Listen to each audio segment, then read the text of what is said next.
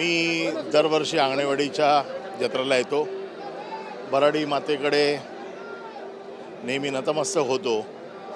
मी सिंधुदुर्गातला असल्यामुळे या सगळ्या मातीशी माझी नाळ जोडलेली आहे आणि बराडी मातेकडे मी नेहमी प्रार्थना करतो की सिंधुदुर्ग हे ज्याला दुसरं कॅलिफोर्निया म्हणतात, हे सुख समृद्धी समाधान या सिंधुदुर्गात राहू देत सतत.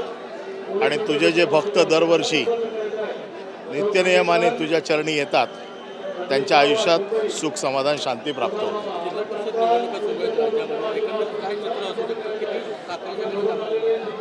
मी अजून निवडणुकांचे निकाल काहीच बघितलेले नाही आहेत, परंतु निवडणुका या निवडणुका असतात, त्या होतील, त्याचे निकाल येतील संध्याकाळपर्यंत. परंतु आज दर्शनाला आलो आहे आणि आईचं दर्शन घेऊन पुन्हा समाजसेवेला सुरुवात करायची.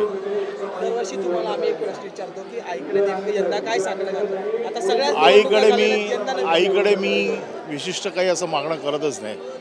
मी आईला नेहमी हेच सांगतो की आई, तू सगळ्या मुलांचं रक्षण करतेस आणि तू सगळ्या मुलांचं रक्षण कर आणि तुझ्या चरणी जे लीन झालेले आहेत या सगळ्यांवरती तुझी कृपादृष्टी कायम राहते. आशिष हा माझा लहानपणापासूनचा मित्र आहे, तो काय आजचा मित्र नाही आहे.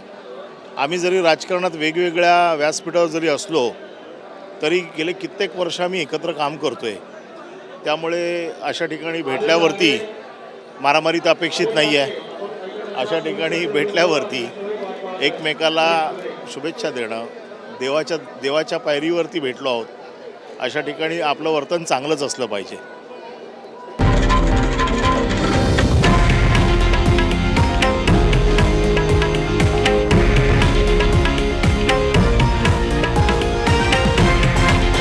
हे आहे देशातील नंबर 1 न्यूज नेटवर्क आणि आपण पाहत आहात TV9 मराठी, एकमेव.